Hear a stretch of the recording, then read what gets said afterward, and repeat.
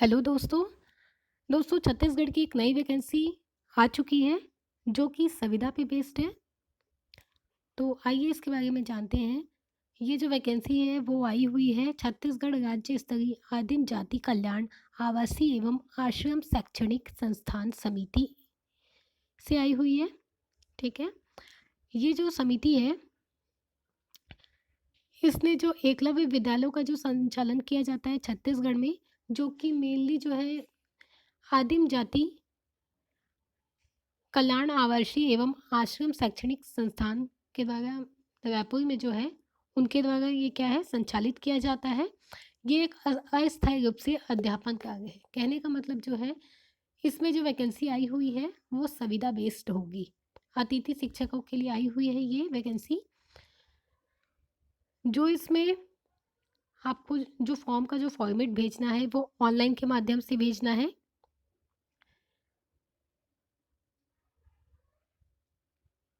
Online के माध्यम से आप इसको भेजेंगे। ठीक है। अब हम देख लेते हैं कि किस किस पोस्ट के लिए ये वैकेंसी आई हुई है। एकलव्य आदर्श आवासीय विद्यालय हेतु प्रतिनियुक्ति एवं अतिथि शिक्षकों पार्ट टाइम। देखिए यहाँ पे मेंशन है पहले से ही, पार्ट टाइम की व्यवस्था हेतु सूचना विज्ञापन सूचना है। ठीक है। तो इसमें इसमें क्या लिखा हुआ है, अस्थायी रूप से मानदेय पर अध्यापन कार्य हेतु अतिथि शिक्षकों की व्यवस्था हेतु पात्र अभ्यर्थियों से ऑनलाइन आवेदन आमंत्रित किए जा रहा है। विज्ञापन की विस्तृत जानकारी यदि आप चाहते हैं तो उनकी जो वेबसाइट है इस पे जाके आप देख सकते हैं। http://www.eklavya.cg.nic.in पे जाके आप इस वैकेंसी की डिटेल देख सकते हैं। प्लस इसके साथ ही साथ देखिए यहाँ पे आवेदन के संबंधित जो तिथियां हैं वो पहले से ही बता दिया गया है। आवेदन हेतु ऑनलाइन पंजीयन प्रारंभ हो चुका है कब से, 22/9/2020 से। ठीक है। जो कि कब तक चलेगा, 7/10/2020 तक। प्रतिनियुक्ति के अभ्यर्थियों हेतु निर्धारित तिथि है। प्रतिनियुक्ति कहने का मतलब है जो कि पहले से ही उसी पोस्ट पे पढ़ा चुके हैं या पढ़ा रहे हैं कहीं पे। ठीक है। या उसी जगह पे पढ़ा रहे हैं, कहाँ पे, एकलव्य आदर्श आवासीय विद्यालयों में। यदि कोई टीचर संविदा में ही पढ़ा रहा है या उसने पढ़ाया है, ठीक है, तो उसकी यदि प्रतिनियुक्ति उसको फिर से यदि उसी पोस्ट पे नियुक्त किया जाता है तो ऐसे लोगों के लिए जो रजिस्ट्रेशन है वो 22/9 से 7/10 तक है। और जो फ्रेशर्स हैं, जो जिन्होंने कभी भी एकलव्य आवासीय आदर्श विद्यालय में नहीं पढ़ाया है उनके लिए ऑनलाइन पंजीयन की जो तिथि है वो है 22/9/2020 से 14/10/2020 तक। अब आगे देख लेते हैं। देखिए इस पे किस किस पोस्ट के लिए आया हुआ है। रिक्तियों की संख्या है कुल विषयवार शिक्षकों गैर शिक्षकीय कर्मचारियों की संभावित आवश्यकता अनुसार जो कि परिवर्तनीय है। मतलब कि ये जो पोस्ट निकले हुए हैं शिक्षक के और गैर शिक्षक के, मतलब टीचिंग स्टाफ के एंड नॉन टीचिंग स्टाफ के, उनकी जो संख्या है उस पर चेंजेस हो सकता है। पीजीटी हिंदी के लिए 6 है, PGT English 8 post, PGT maths 5 post, PGT chemistry 5 post, PGT physics 9 post, PGT biology 5 post, TGT Hindi 87 post है, TGT English 88 post, TGT maths 86 post, TGT science 76 post and TGT social science जो है 77 post है। मतलब कि दोस्तों यदि आप देखें तो पीजीटी और टीजीटी जो है इनको मिला के टोटल 452 मतलब 452 पोस्ट निकले हैं, जो कि बहुत ही ज़्यादा है और बहुत ही अच्छा है। आप बिल्कुल से आप इस पोस्ट के लिए वैकेंसी डालिएगा। नेक्स्ट देख लेते हैं। और जो नॉन टीचिंग पोस्ट है, ठीक है, जिनको क्या है, इनको पढ़ाना नहीं है, ठीक है, पढ़ाने के अलावा बाकी जो अदर है उनका पोस्ट देख लेते हैं। देखिए म्यूज़िक टीचर के लिए 24 पोस्ट है, आर्ट्स एंड क्राफ्ट टीचर के लिए 69 पोस्ट है, फिजिक्स एजुकेशन टीचर के लिए, फिजिकल एजुकेशन टीचर के लिए 19 पोस्ट है, फिजिकल एजुकेशन टीचर्स के लिए 68 पोस्ट है। लाइब्रेरियन के लिए 25 पोस्ट है। हॉस्टल वार्डन के लिए 60 पोस्ट है। गर्ल्स हॉस्टल वार्डन के लिए 66 है और बॉयज़ हॉस्टल वार्डन के लिए 60 पोस्ट है। टेक्निकल असिस्टेंट फिर 25 post. Medical assistant, medical attendant 10 post. Medical attendant girls के लिए 65 post. Student counsellor 25 post. Accountant 25 post. General secretarial assistant 65 post. Care taker 64 post and lab assistant 15 post है। Total मिला के non teaching staff जो है 625 है, 625 post निकला हुआ है।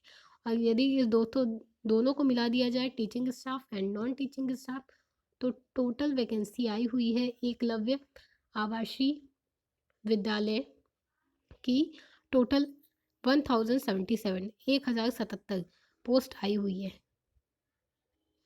देखिए इस पे आयु की गणना कैसे होगी। फ्रेश अभ्यर्थियों के लिए दिनांक 1/1/2020 को न्यूनतम उनकी आयु जो है वो 21 से 35 वर्ष से अधिक नहीं होनी चाहिए। जो फ्रेशर्स जो आप डालेंगे, जो नए हैं, जिन्होंने कहीं भी कभी भी इस पोस्ट के लिए वैकेंसी या फिर एप्लीकेशन फॉर्म फिल नहीं किया है, उनके लिए जो एज लिमिट है वो 21 से 35 साल से ज़्यादा नहीं होना चाहिए।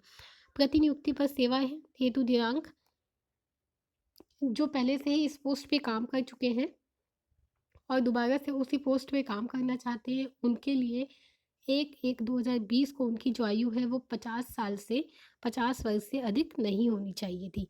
निवास के संदर्भ में छत्तीसगढ़ शासन सामान्य प्रशासन विभाग के द्वारा समय समय पर जारी दिशा निर्देश तथा अनुसूचित क्षेत्र में सेवा हेतु विशेष उपबंध लागू होंगे। ठीक है। नेक्स्ट है पदों हेतु अनिवार्य योग्यता। पीजीटी के लिए आपको मेनली क्या चाहिए इस पे देखते हैं। एनसीईआरटी के क्षेत्रीय शिक्षण महाविद्यालय द्वारा 2 वर्षीय एकीकृत स्नातकोत्तर पाठ्यक्रम न्यूनतम 50% अंकों के साथ उत्तीर्ण हो या किसी मान्यता प्राप्त विश्वविद्यालय से न्यूनतम 50% अंकों के साथ निम्नांकित संबंधित विषय में स्नातकोत्तर हो। कहने का मतलब है या तो आप एनसीईआरटी बोर्ड के द्वारा एनसीईआरटी बोर्ड से आपको पढ़ा हुआ होना चाहिए, प्लस 2 साल का आपका क्या होना चाहिए, एमएससी स्नातकोत्तर एमएससी एमए की डिग्री आपके पास में, एमएससी एमए एमकॉम की डिग्री आपके पास में होनी चाहिए। और साथ ही साथ आपका न्यूनतम जो मिनिमम जो परसेंट है वो 50% होना चाहिए।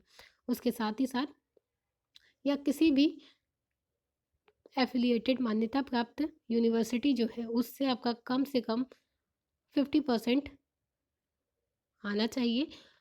किसमें, स्नातकोत्तर में, एमएससी एमए एमकॉम में होना चाहिए। कौन कौन से विषयों में देख लेते हैं। पीजीटी इंग्लिश के लिए यदि आप पीजीटी इंग्लिश के लिए फॉर्म डाल गए हैं तो एमए इंग्लिश में आपका 50% होना चाहिए। पीजीटी हिंदी के लिए डाल गए हैं तो एमए हिंदी में आपका 50% मार्क्स होना चाहिए। पीजीटी फिजिक्स के लिए डालने वाले हैं तो फिजिक्स में या अप्लाइड फिजिक्स में या इलेक्ट्रॉनिक्स फिजिक्स में या फिर न्यूक्लियर फिजिक्स में आपका 50% मार्क्स होना चाहिए। पीजीटी केमिस्ट्री के लिए आपको केमिस्ट्री एमएससी केमिस्ट्री आपका होना चाहिए या बायोकेमिस्ट्री होना चाहिए, जिस पे आपको कम से कम 50% मार्क्स आपका होना चाहिए।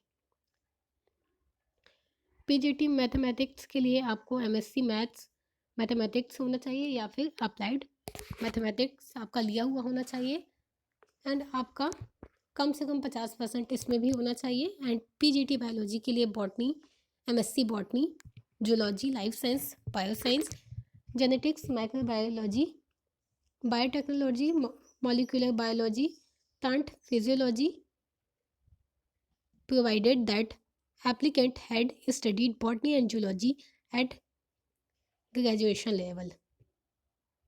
कहने का मतलब है कि पीजीटी के लिए आपको लगभग सेकेंड डिवीजन की जो परसेंट है 50% वो आपके पास होना ही होना चाहिए, 50%।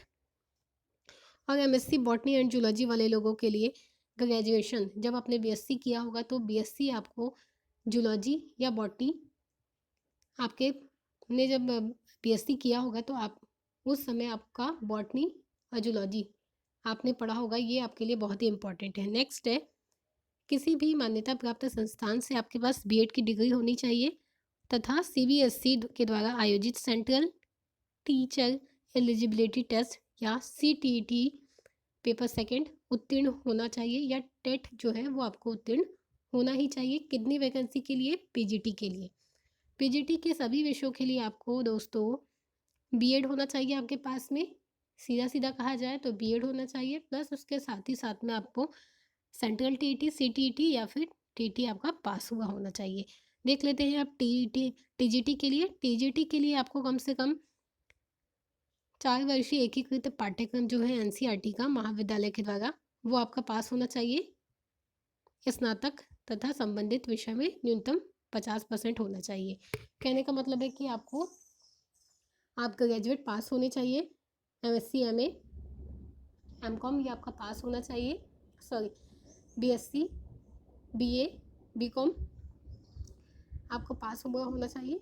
50% कम से कम आपका आना चाहिए इस पे। संबंधित विषय जो भी आपने विषय लिया होगा, बीएससी है, बीए है, बीकॉम है, उस पे कम से कम आपका कितना होना चाहिए? 50% आना चाहिए। टीजीटी हिंदी के लिए हिंदी में आपका स्नातक होना चाहिए।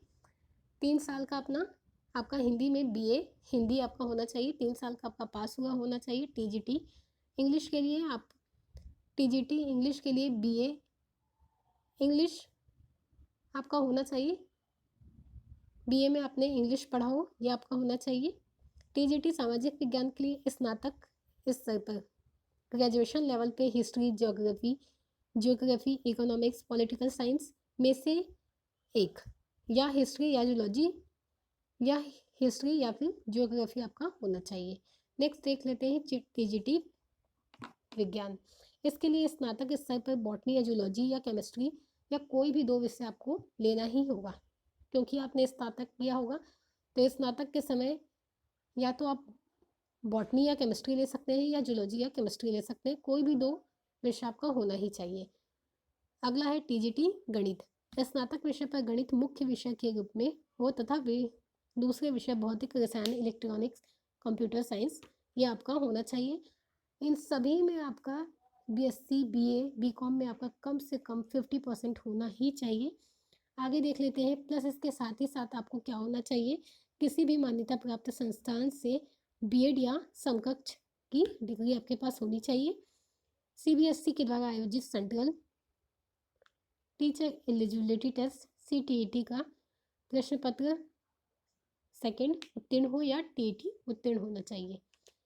कहने का मतलब ये है कि यदि आप पीजीटी में फॉर्म डालें या फिर टीजीटी में डालें, आपको सीटीईटी या छत्तीसगढ़ टीईटी आपका पास हुआ होना चाहिए। और आपने जो पीजीटी और टीजीटी में यदि फॉर्म डालने वाले हैं तो पीजीटी में डालने वाले हैं तो आपका पोस्ट ग्रेजुएशन के लेवल पे, स्नातकोत्तर के लेवल पे आपका बीएड के साथ साथ 50% आना चाहिए तथा टीजीटी के लिए आपको स्नातक लेवल पे आपको 50% प्लस आपका बीएड हुआ होना चाहिए, प्लस आपको सीजीटीटी या सीटेट आपका पास हुआ होना चाहिए। आगे देख लेते हैं। संगीत शिक्षक जो है हायर सेकेंडरी में न्यूनतम 50 अंक तथा मान्यता प्राप्त विश्वविद्यालय से संगीत में स्नातक या फिर स्नातकोत्तर होना चाहिए। संगीत के रूप में 3 वर्ष का आपको अनुभव होना चाहिए। कंप्यूटर एप्लीकेशन का आपको ज्ञान होना चाहिए। अगला है कला एवं craft, art and craft teacher, fine art, Lalit कला में किसी मान्यता प्राप्त विश्वविद्यालय में 50% अंकों से आपको स्नातक होना चाहिए या हायर सेकेंडरी सर्टिफिकेट के साथ किसी मान्यता प्राप्त विश्वविद्यालय संस्थान से ललित कला, पेंटिंग, ड्राइंग या पेंटिंग में न्यूनतम 5 वर्ष का पूर्णकालिक डिप्लोमा होना चाहिए। अगला है शारीरिक शिक्षक, फिजिकल एजुकेशन में स्नातक 55% या हेल्थ एंड फिजिकल एजुकेशन में और स्पोर्ट्स में NIT के अनुसार न्यूनतम 55% अंक प्राप्त हो। 3 वर्षीय एकीकृत पाठ्यक्रम के अंतर्गत BPED डिग्री में BPED का मतलब है bachelor of physical education degree में न्यूनतम आपको 50% अंक आपका आना चाहिए। ग्रंथापाल के लिए आपके पास न्यूनतम योग्यता होनी चाहिए, कम से कम आप स्नातक होना चाहिए, स्नातक होने चाहिए तथा स्नातक जो है आपका पुस्तकालय विज्ञान में ही आपको होना चाहिए, वो भी मान्यता प्राप्त संस्थान से। 2 वर्ष का आपको कम से कम अनुभव होना चाहिए, प्लस इसके साथ ही साथ आपको पुस्तकालय में कंप्यूटराइजेशन का भी अनुभव होना चाहिए। इसके लिए आपको कम से कम 1 वर्ष का कंप्यूटर एप्लीकेशन का प्रमाण पत्र किसी भी मान्यता प्राप्त संस्था से प्राप्त हुआ होना चाहिए।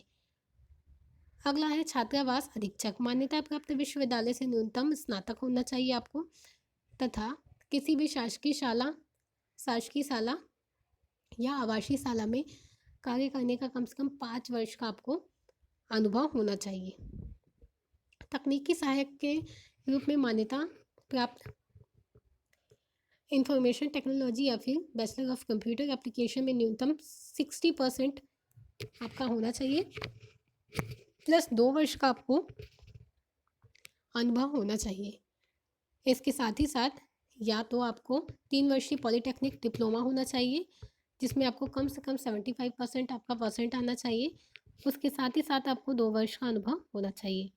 चिकित्सा परिचायक के रूप में मान्यता प्राप्त बोर्ड से कक्षा 12वीं हो और मान्यता प्राप्त संस्था से 3 वर्षीय आपको डिप्लोमा होना चाहिए, या किसी भी विश्वविद्यालय से बीएससी नर्सिंग आपको कंप्लीट होना चाहिए। अगला है किसी मान्यता प्राप्त हॉस्पिटल या क्लिनिक के 2 वर्ष का व्यवहारिक अनुभव होना चाहिए, प्लस इसके साथ ही साथ ये वांछनीय होगा इस चीज़ पे कि क्षेत्रीय भाषा का ज्ञान हो तथा नर्सिंग काउंसलिंग में आपका पंजीयन होना आवश्यक है। विद्यार्थी मार्गदर्शक के रूप में आपको किसी भी मान्यता प्राप्त विश्वविद्यालय से स्नातकोत्तर की आपके पास डिग्री होनी चाहिए, प्लस साथ में आपके पास विश्वविद्यालय से गाइडेंस एंड काउंसलिंग में आपको डिप्लोमा होना चाहिए। वांछनीय राज्य केंद्रीय भारत सरकार के उपक्रम में 1 वर्ष का गाइडेंस एंड काउंसलिंग में अनुभव होना चाहिए। लेखापाल किसी मान्यता प्राप्त विश्वविद्यालय से कॉमर्स विषय में न्यूनतम 50% अंकों में स्नातक उत्तीर्ण तथा स्नातक के पश्चात ऑडिट एवं अकाउंटेंट में कम से कम आपको 4 वर्ष का अनुभव होना चाहिए, या किसी भी विश्वविद्यालय से न्यूनतम 50% अंकों के साथ एमकॉम आपको पास हुआ होना चाहिए, या ऑडिट या अकाउंट में कम से कम आपको 3 वर्ष का अनुभव होना चाहिए, या आप सीए होना चाहिए, या आईसीडब्ल्यूए या एमबीए फाइनेंस या फिर पीजीडीएम पूर्णकालिक 2 वर्ष या 3 वर्ष अंशकालिक का आपको अनुभव होना चाहिए, तथा 2 वर्ष का ऑडिट एवं अकाउंटेंट का भी अनुभव होना चाहिए। कंप्यूटर अनुप्रयोग का ज्ञान कंपलसरी है इसमें। जूनियर सेक्रेटरियल असिस्टेंट के फॉर्म में किसी भी मान्यता प्राप्त विश्वविद्यालय से स्नातक या समतुल्य आपको डिग्री होनी चाहिए। कंप्यूटर पर हिंदी या इंग्लिश टाइपिंग में न्यूनतम 30 शब्द प्रति मिनट आपकी होनी चाहिए। केयर टेकर के फॉर्म में मान्यता प्राप्त बोर्ड से कम आपको 12th जो है वो पास हुआ होना चाहिए। सिक्योरिटी एंड मेंटेनेंस के क्षेत्र में न्यूनतम 5 वर्ष का अनुभव हो, सुदृढ़ शरीर एवं स्वस्थ हो तथा संकटकालीन स्थिति से निपटने में आप सक्षम होने चाहिए। हिंदी एवं इंग्लिश का आपको अच्छे से नॉलेज होना चाहिए। भूतपूर्व सैनिक को प्राथमिकता इसमें दी जाएगी।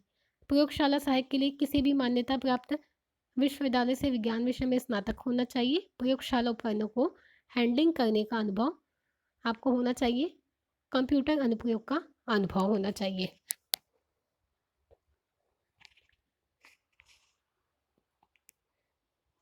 आगे देख लेते हैं आवेदन शुल्क कितना है। प्रत्येक पद के लिए आवेदन शुल्क 100 रुपये है। यह राशि निम्नांकित बैंक खाते में जमा कराई जाएगी। ठीक है, तो ये खाता धारक का नाम जो है छत्तीसगढ़ राज्य स्तरीय आदिम जाति कल्याण आवासीय एवं आश्रम शैक्षणिक संस्थान समिति रायपुर। बैंक का नाम है सेंट्रल बैंक ऑफ इंडिया। खाता क्रमांक के साथ साथ इसमें IFSC कोड भी दिया हुआ है। जब आप फॉर्म डालेंगे तो इसका बिल्कुल ध्यान रखिएगा, खाता क्रमांक और IFSC कोड का। अगला है अनुभव प्रमाण पत्र मान्यता प्राप्त करने हेतु शासकीय शाला, शासकीय अनुदान प्राप्त शाला, केंद्रीय विश्वविद्यालय, नवोदय विद्यालय में कार्य करने पर ही मान्य होगा। प्रमाण पत्र निर्धारित प्रपत्र में संस्थान अनुदान प्राप्त शाला से अनुभव प्रमाण पत्र संबंधित जिले के डीईओ से प्रति हस्ताक्षरित होना चाहिए। कहने का मतलब ये है अनुभव प्रमाण पत्र जो है उस पे डीईओ के डिस्ट्रिक्ट एजुकेशनल ऑफिसर के सिग्नेचर होने चाहिए। अब देख लेते हैं पीजीटी का मानदेय कितना है, पेमेंट कितनी कितनी है।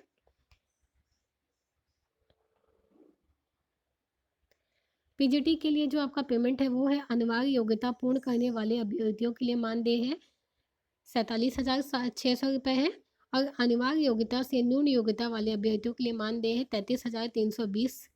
पीजीटी के लिए 44,900, 31,430। फिजिकल एजुकेशन टीचर के लिए 35,400, 24,800। इस पे हम केवल जो अनिवार्य योग्यता पूर्ण करने वाले हैं हम केवल उसी का ही एक राउंड फिगर जो पेमेंट है वो ही हम लेके चल रहे हैं, तो हम केवल इसी को देखेंगे। म्यूज़िक टीचर के लिए 35,000 के आसपास का पेमेंट है। आर्ट्स एंड क्राफ्ट टीचर के लिए 35,000 से ज़्यादा का पेमेंट है। लाइब्रेरियन के लिए 44,000 से ज़्यादा पेमेंट है। हॉस्टल वार्डन के लिए 29,000। टेक्निकल असिस्टेंट के लिए 35,000। मेडिकल अटेंडेंट के लिए 29,000। स्टूडेंट काउंसलर के लिए 35,000। अकाउंटेंट के लिए 35,000। लैब असिस्टेंट के लिए 25,000 एंड जूनियर सेक्रेटरियल असिस्टेंट के लिए 19,000 एंड केयर टेकर के लिए 25,000 पेमेंट है।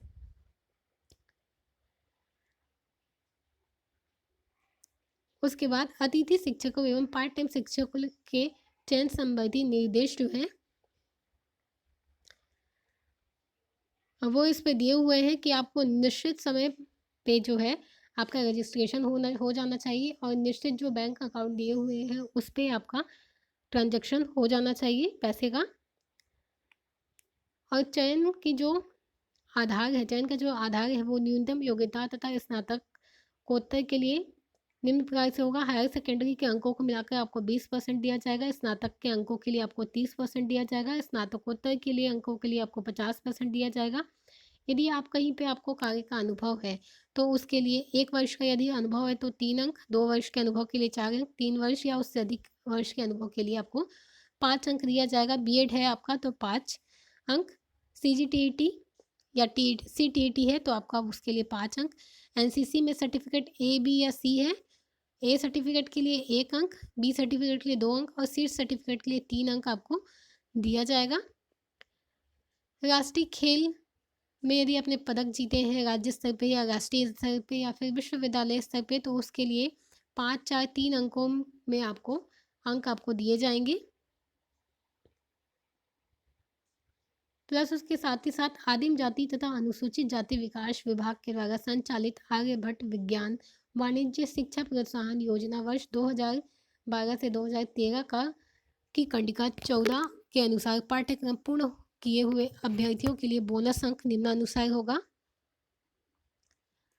बीएससी बीकॉम में 50% से यदि आप ज़्यादा लाते हैं तो 10%, 60% से यदि आप 60% से ज़्यादा लेकिन 75% से कम लाते हैं तो 20%। बीएससी बीकॉम डिक्टेंशन से यदि आप पास होते हैं 75% से अधिक लेके आते हैं तो 30%। एमएससी एमकॉम उत्तीर्ण होने पे आपको 50% से अधिक से कम उत्तीर्ण होने पे आपको 2 अंक। एमएससी एमकॉम 50% से अधिक किंतु 60% से कम में उत्तीर्ण होने पे आपको 10 अंक दिया जाएगा। एमएससी एमकॉम 60% से अधिक किंतु 75% से कम में आपको 20 अंक दिया जाएगा।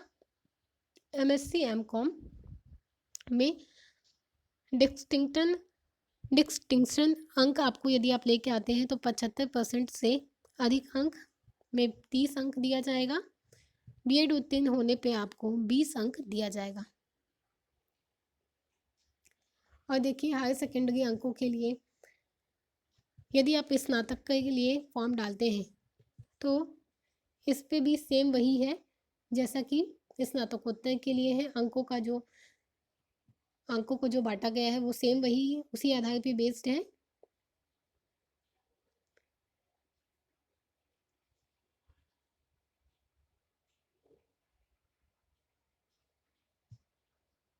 ये सभी दोस्तों सेम है। BSc graduation and post graduation के लिए लगभग ये सेम ही है। आप आगे यहाँ देख सकते हैं कि किस किस पोस्ट के लिए यदि आप डालते हैं, जैसे लेखापाल के लिए डालते हैं तो आपका स्नातकोत्तर और स्कूल लेवल पे आपके कितने परसेंट होना चाहिए, तो आपको कितने अंक इस पे दिए जाएंगे। केयर टेकर के लिए, प्रयोगशाला सहायक के लिए आप देख सकते हैं कितने अंक होंगे। आवेदन करने की जो प्रक्रिया है वो आप देख सकते हैं कि निश्चित जो एक बार ऑनलाइन आवेदन किए जाने के पश्चात इसमें संशोधन की अनुमति नहीं होगी। आपने एक बार यदि फॉर्म को फिल कर लिया तो उसके बाद उसमें संशोधन नहीं किया जा सकता है।